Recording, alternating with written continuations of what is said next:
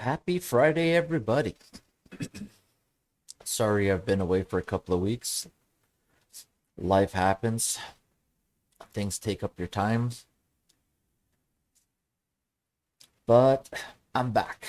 So, it's been a couple of weeks, I think 3 weeks actually, since I posted my last video. I apologize for that. But it's happy times. The Leafs are 8-2 in their last 10. They're rounding out into form once again. Number one power play in the NHL. Uh, PK hovering around top five in the NHL. The Leafs look good. Jack Campbell is rounding out into form, and he's getting back to his stellar play that he started the season with. So very exciting there. Um,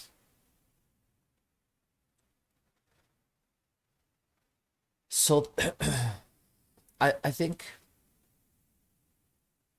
overall, there's ups and downs in the season, and the Leafs, with the amount of breaks that they've had in their season with COVID and not having fans in the stadium and things like that, their season has been kind of chopped up. And now that the games are getting regular again, and we saw last night that there was fans in the stadium, and the Leafs came out flying. Matthews scored a beautiful goal, almost like 20 seconds in or 20 something seconds into the game, and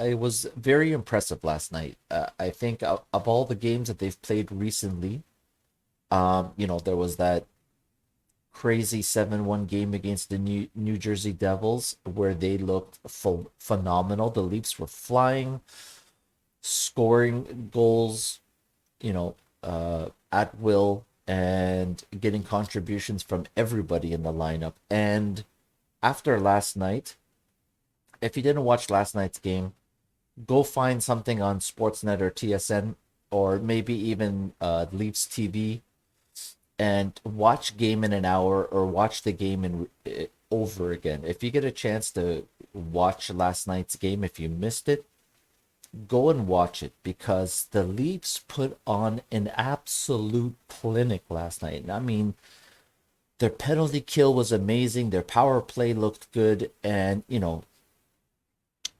I'm not one to, complain too much about refereeing, but the Pittsburgh Penguins, five power plays last night, and garbage. Some of them were garbage, but the Leafs really stepped up. Campbell looked good in net, and they killed off five power plays. They scored a power play goal. They scored a shorthanded goal. Just last night's game was very important to me. So let me go back to what I was saying. Other than that 7-1 game against the New Jersey Devils, where the Leafs looked all world, and they beat Carolina 4-3 in OT, and that was a great game. The Carolina game was a measuring stick, and they beat Seattle, which is not really a measuring stick. Seattle is not a very good team and won't be for a very long time.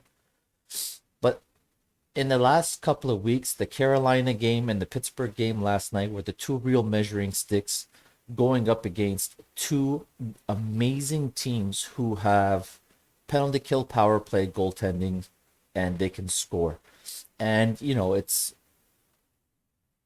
Carolina and Pittsburgh are not really built the same. I mean, Carolina is one of those play defense, grind you down, capitalize on your mistakes, and shove the puck down your throat with super fast, you know, um,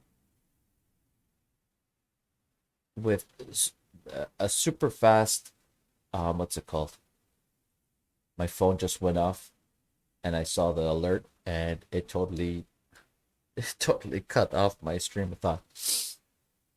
Um, yeah, Carolina's the type of team that, they capitalize on your mistakes, and if you turn it over, they will come at you in waves and they will score. And their defense is what leads to their offense. And, They have great goaltending this year. They went out and got two good goaltenders, and Freddie Anderson, and their Carolina's backup is pretty much a starter in the NHL right now, anyways. But Carolina and Pittsburgh are not really built the same. Pittsburgh plays a little bit of a different game. Great power play, good penalty killing, and their style of play is not really like the lockdown, shutdown defensive game that Carolina plays. But those are two really good teams and two hot teams. Like Pittsburgh was coming into last night winning a lot of games, and Carolina's been winning a lot of games. And what two measuring stick games, and the Leafs looked amazing in both games. They played really good against Carolina, won it in OT. Mitch Marner with the OT goal. And last night, the Pittsburgh Penguins they looked like deer in headlights. Now they put a lot of shots on net. They put a significant amount of shots on net, and Campbell was good, but not a lot of it was dangerous. There were definitely Campbell had to step up with some great saves last night, and he looked really dialed in. But the Leafs looked all world last night. I was very excited after that game ended, and I kept thinking to myself, man, like those first two games the Leafs played against Pittsburgh at the beginning of the season, the Leafs um, are not the same team. They didn't have, I think for one of those games, Campbell wasn't in net, and their offense wasn't good. And last night, wow, like I'm so happy with this team right now. And huge, huge shout out. If you're a Leaf fan and you're, a part of Leafs Nation, you better be on social media if you're the type to post about the Leafs on social media. And you got to give a huge shout out to these boys, Mikheyev, Kerfoot, Kasha, Kemp, these four guys, and Michael Bunting, of course. The Leafs are a completely different team this year.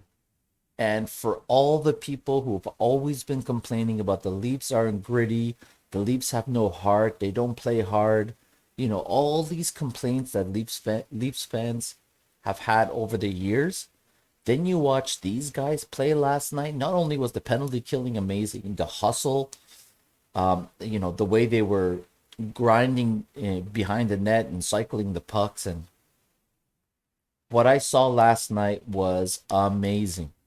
And this all the things that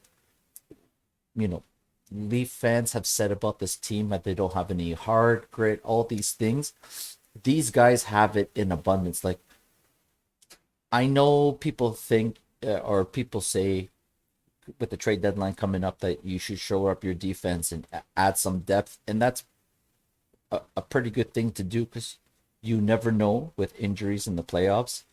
The last couple of seasons, Muzzin has been hurt in the first round, and that's hurt the Leafs huge when Muzzin didn't play in these big key deciding games. And the Leafs lost Tavares again last year too. So I read a lot of things, and at the end of the day, the Leafs penalty killing was not great last year. This year it's amazing. They added Kampf, Kasha. Mikheyev has really stepped up after coming back from his injury, and he missed the start of the season. And people say it's nice to get a forward to add depth.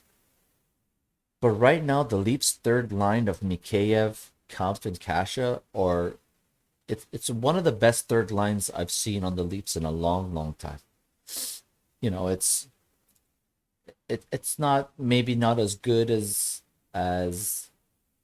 in terms of offense as we've seen before, when the Leafs used to have like Kadri and Marlowe. on the third line, and those guys were scoring a lot when they were together. But in general, overall, looking at that line, the way they play defense, the way they hit, the way they hustle, the way they cause turnovers and they forecheck, this is one of the best third lines. So really, if you're going to go out and you're going to pay a late first rounder or a second rounder to shore up your third line, but the Leafs third line is amazing. So could the Leafs, the only way it would make sense for the Leafs to go out and get a forward at the trade deadline would be if the Leafs were able to find an upgrade to Kerfoot on the left wing on the second line. And even if they were to find that, let's say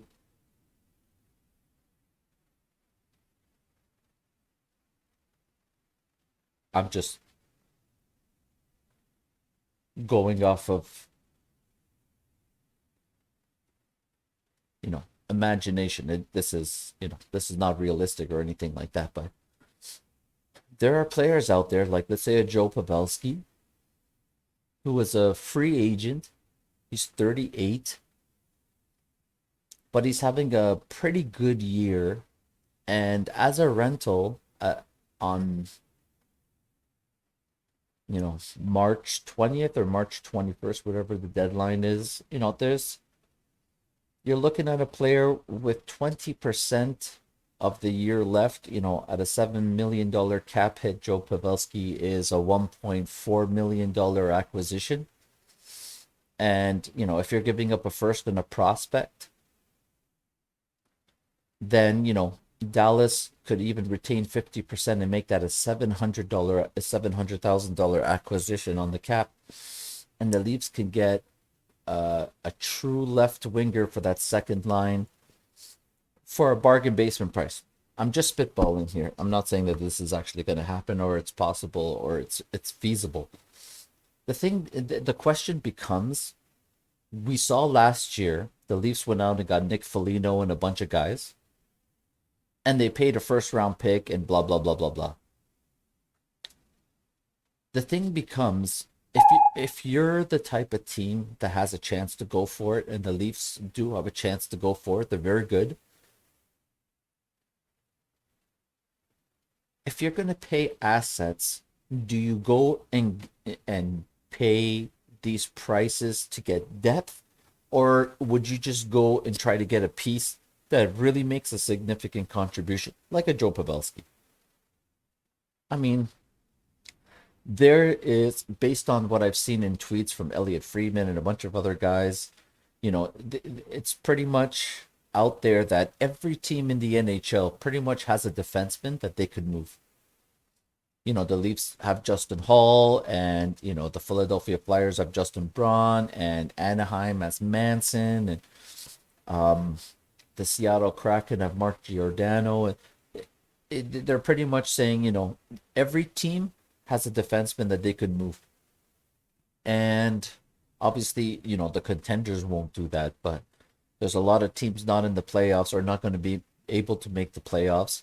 Let's say the Winnipeg Jets probably aren't going to make the playoffs, and their guys are getting old, and they added a lot of pieces on the back end in terms of defense to make that team really good. And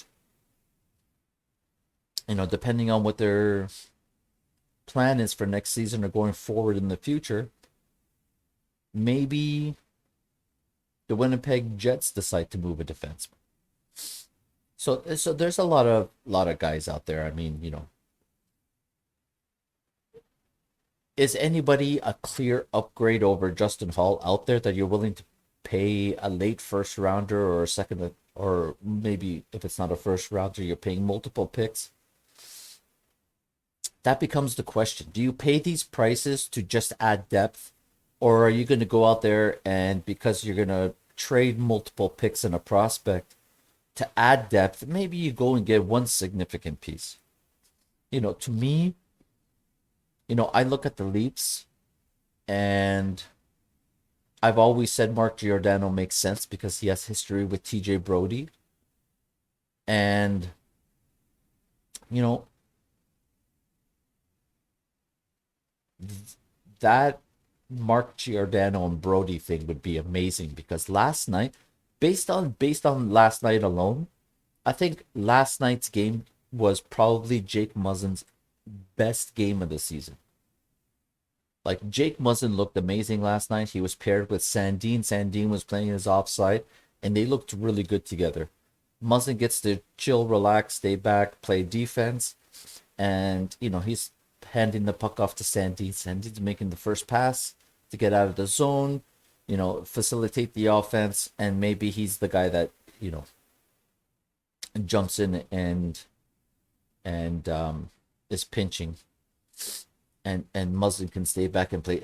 So for whatever reason, Muzzin looked really good last night, which is a great sign. And if he's paired with Sandine on the third pairing, and you go on and get Mark Giordano, who is a pending free agent and he's 38, and I'm not sure, the acquisition cost is going to be super high for him. But he is a Toronto boy, and he has experience playing with TJ Brody. So if Muzzin and Sandine become your third pairing, and you go out and acquire a guy like Mark Giordano to play with TJ Brody as your second pairing, then, it leaves a spot open beside Morgan Riley to go acquire a guy. Let's say Luke Shen, let's say Justin Braun, somebody who's more defense than offense, who doesn't do really, who is just a solid stay-at-home guy. Nothing too flashy. I don't care for the sexy names. It's always like, oh, let's go and get this sexy names. You want to talk about sexy names? John Klingberg is the guy. Like, if the Leafs were to go out and get a guy like John Klingberg and find a way to re-sign him and make the money work, him being a right-handed defenseman, it would turn the Leafs into a seriously scary team. Now that is like, my ultimate in my head. The end all and be all of acquisitions is John Klingberg. But I definitely know that's not going to happen. The Leafs will never be able to afford him or fit him in the salary cap structure, especially since, Campbell's going to be a UFA at the end of the season and they have to find a way to pay him. And, like, these are all these things that, like, I hate to be Kyle Dubas and have to deal with all these issues because for me, if I was running a team, I'd always look for long-term stability. Like Dubas always says, I want to acquire a guy that has term on his contract. Like John Gibson in Anaheim is like the ultimate. He's 28. He's got 5 years left on his contract at 6.4. He's the most consistent, very goaltender in the NHL. He's very good. His stats are always great. And you don't know what the situation in Anaheim is. And if they're going to be trading away assets and, they have some young guys there, some young pieces there that they want to build with. Like if a guy like John Gibson ever became available, I would trade Campbell and Mrazek. Together they make like 5.4 or something like that. This guy's a 6.4 contract. Or, maybe, trade Mrazek somewhere else. And I would trade Campbell and first rounders and top prospects to go out and get a John Gibson. I know I have him for 5 years at a number I can work with. He's very good. And that equation of Leafs, getting great goaltending and playing great defense and winning a lot of games, that formula only is improved with a guy like John Gibson. He could benefit a lot from playing, being in net for the Leafs. See, that's the way I think. I mean, probably John Gibson is never going to be available. He's probably going to be an Anaheim Duck his entire career. But see, I think about stuff like that as a fan. I'm like, Campbell's very good. But if Campbell is a 5 times 5, free agent signing, if he's going to get $5 million for 5 years, and he's 30 years old, and John Gibson is 2 years younger, and he's 28, and he's signed for 5 years. Would you rather have Campbell at 5 times 5, or would you have rather have John Gibson for 6.4 times 5? I think regardless of how good Campbell is and how good he's been this season and what he's done for the Leafs, I don't think there's a hockey person out there that would choose Campbell over John Gibson. You know what I'm saying? So it's me as a Leaf fan. I think of a lot of different scenarios. There's a lot of options available to the Leafs. I just don't know based on last season how these depth trades didn't help out the Leafs at all. Nick Foligno didn't contribute a damn thing other than fighting the guy who concussed John Tavares. To go out and pay a first rounder for depth guys like Nick Foligno, it sounds great in theory, but if the Leafs are going to go out there and they're going to acquire a guy, and right now I think um, they took Adam Brooks off waivers, and they put him, and they put him on waivers the next day to send him to the Marlies, and they sent Timothy Liljegren down as well. That gives the Leafs $1.2 million in cap space, roughly.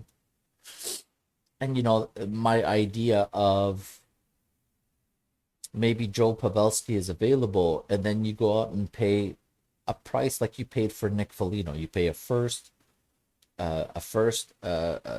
another pick, and maybe a prospect, and you go out and get a Joe Pavelski. Then that would really shore up your second line. But what do you do with Kerfoot? That third line is so good right now with Mikheyev, Kemp, and Kasha that what do you do with Kerfoot if you were to upgrade the left wing? Because, as Leaf fans, we've seen what happens in the playoffs. The regular season and the playoffs is two completely different things. And, the things Mitch Marner and Austin Matthews do in the regular season is not available in the playoffs, right? That's why Mitch Marner and Austin Matthews tend to struggle. Guys like McDavid even struggles in the playoffs. The game is completely different. And that's why a guy like Bunting on the top line will seriously help the Leafs, because he's going to do things that Zach Hyman didn't do. Zach Hyman did a lot of things, but he didn't do everything that Bunting does. Bunting gets into people's faces. He draws penalties. I think he's maybe second in penalties drawn this year. And he's doing a lot of great things. So, and then I see that third line, the way they forecheck, they come at you like a freight train, and they're causing turnovers and they're scoring. So that's a line that's going to be good in the playoffs, because that line is built for the playoffs. And really, it comes down to what that second line is going to look like for the Leafs in the playoffs, because Kerfoot and Marner, the things they do in the regular season is most probably not available to them in the playoffs. I mean, sorry, not Marner. My bad. Nylander, Tavares, and Kerfoot. The things they do in the regular season is not going to be readily available. That's why, last year we saw Nylander score a bunch of goals in the playoffs as the second line center, because, changing position, changing lines afforded him some different looks, and, he's skilled enough to score goals. So, seeing the way that third line is, I don't think going out and trading for a fourth liner is good. It's good to have depth. Once the playoffs start and there's no cap limit anymore, once the playoffs start, you can bring Nick Ritchie up. You could bring Nick Robertson up. We'll see if Josh Ho-Sang gets a contract by the time the trade deadline comes around. And then you have a lot of depth for that fourth line. That fourth line right now is Ingval, Spezza, Simmons, and there is Kyle Clifford. There's Nick Ritchie. If you need to get big and tough, if you need to hit people and you need to have some toughness in the lineup, um, Nick Ritchie, Simmons, and Kyle Clifford are guys who can provide that on the fourth line. If you need a little bit of speed and scoring, Nick Robertson can provide that on the fourth line. Hopefully, he plays enough games. He's been injured this season and missed a significant amount of time. But if he plays enough game with the Marlies and really gets back into form by the time the playoffs come around, he's definitely an option on the fourth line too. So the real question is, what cost is tolerable for the Leafs when it comes to upgrading? Because there are a lot of D men up there and there are forwards available, but the cost becomes, based on what happened last season with all the different acquisitions. The Leafs expended, a lo- a lot of assets and they got bupkis. Like they got nothing for those assets that they spent. So, everybody always says that you need to add depth and you need to add this or that, but you know, based on what the prices are, I don't think it's worth paying these prices to acquire depth when you're not going to get, these guys are not just going to show. Like, it's different. If you go out and get a JT Miller, yeah, that's a good acquisition because he is going to make your second line better. JT Miller is better than Kerfoot on the left wing. If you go out and get a Tyler Toffoli, this guy, Tyler Toffoli and JT Miller have been a part of a lot of deep runs, a lot of deep playoff runs, and they've contributed and to those runs. So they're not bad options. Like, Calgary went and got Toffoli. Some people are mentioning, Ben Sherrod is available. Ben Sherrod is available, and that's true. But at the end of the day, what are you willing to pay for a guy who's going to probably be in your third pairing? Ben Sherrod isn't that amazing. It's not like the Leafs are going out and acquiring a Jake Muzzin, you know. So, like I said, there are definitely options out there. The Leafs are, now that they're maneuvering the cap a little bit with Brooks and Liljegren on waivers, opens up 1.2 million in cap space, which means the 1.2 they can acquire three up to 3.8 roughly in in cap salary. So 1.2 million is significant.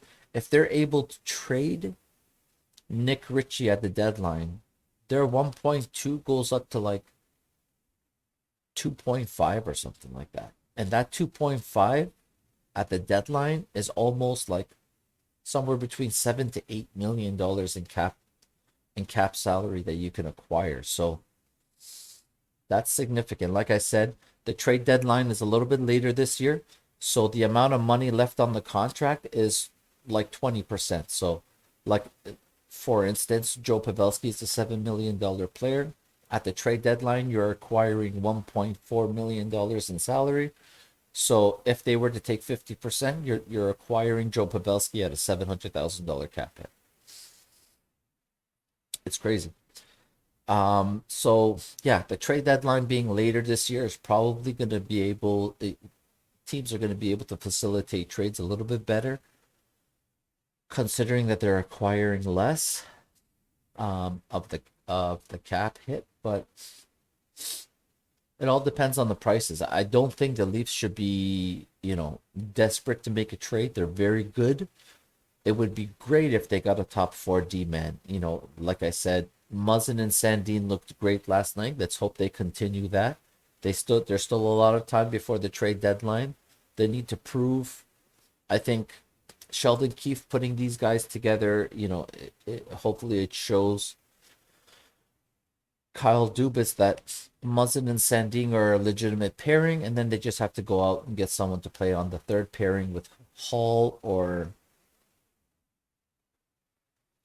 like I said, you can get Giordano and play him with Brody, and maybe Hall plays, or maybe Sandin plays with Riley, or Hall plays with Riley.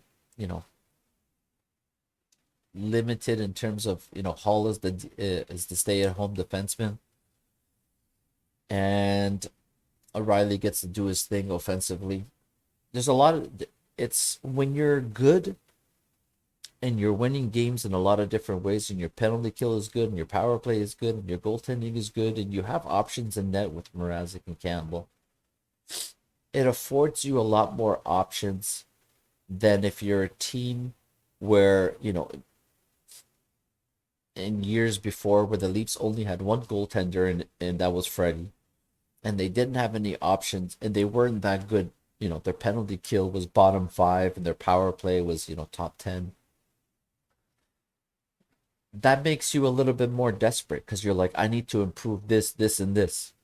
My goaltending depth, my defense depth, my forward depth. And then you start making a lot of trades and expending a lot of assets. Now the Leafs are much better, and they have a lot more options, and they don't have to be so desperate in terms of acquiring um assets to acquire depth in all three categories: forward, defense, and goaltending. Maybe it brings the price down. Maybe they don't have to expend so many assets to acquire the depth that they need. But you know, if it's a significant acquisition, like a Klingberg or a Giordano or a Pavelski or a JT Miller, there's a lot of things out there.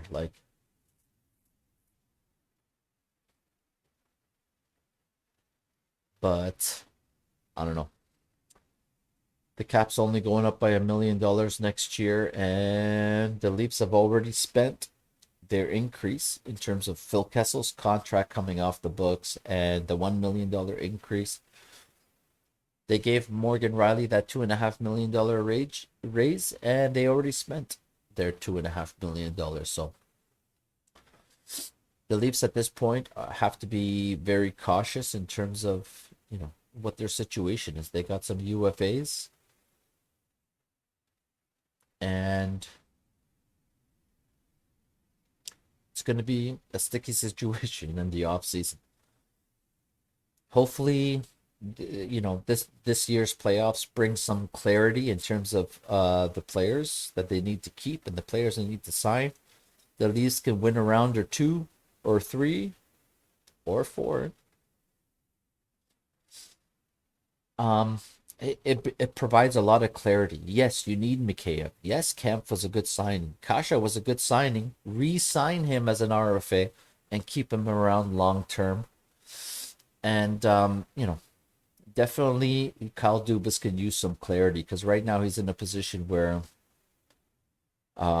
if there's another first round dud in the playoffs, people are going to be calling for the core four to be broken up. If Marner goes scoreless in the playoffs again, doesn't score a goal, I don't know what's going to happen to him. His regular season, he's fine, but it's up to Mitch Marner. If he's going to build his legacy, he's going to have to start performing in the playoffs. The last 2 years in the playoffs have not been good for Mitch Marner, and his legacy is all going to come down to what happens in the playoffs. And can these guys win with this core? So it's going to be very interesting. But you guys, let me know, what do you think? A guy like Joe Pavelski on the left wing, maybe Kerfoot is the guy that gets traded in that scenario. And that's how the Leafs make the money work. I don't know. What do you guys think? Joe Pavelski, Mark Giordano, Justin Braun from Philadelphia, Ben Sherratt from Montreal, um, Scott Mayfield in New York, the Islanders, um, Adam Larson in Seattle. You know, he could be a guy that could play well again beside Morgan Riley with a lot less pressure on him and just let him play defense and let Morgan Riley do the offense. There's JT Miller. There's a lot of a lot of players out there that make sense, and the Leafs have a lot of options. Where do they need to improve? You tell me. Let me know in the comments. I appreciate you guys taking the time to tune in, like, and subscribe. I appreciate all you guys. Great win last night. Fans are back in the stadium. Thank God. And hopefully we'll have a packed stadium soon. It's a shame that the Leafs are this good and the fans can't enjoy it. So I'm glad that the fans are back in the stadium and they get to see this team do what they do. And, they're having a historic season. So if you're a Leafs fan out there, don't worry so much about the playoffs. Enjoy yourself, relax, watch this team bulldozer the NHL. People sleep last night. Morgan Riley, people sleeping on my boy Mo, thinking he's going to drop it back every single time. It's an automatic drop back. Guess what Mo did? Mo wheeled around, boom, boom, boom, end to end, coast to coast, top corner on Tristan Jarry. That was a great goal. Shout out to my boy Mo. Morgan Riley with a great goal last night. Thanks for tuning in. Like and subscribe. I appreciate all you guys. Enjoy your weekends.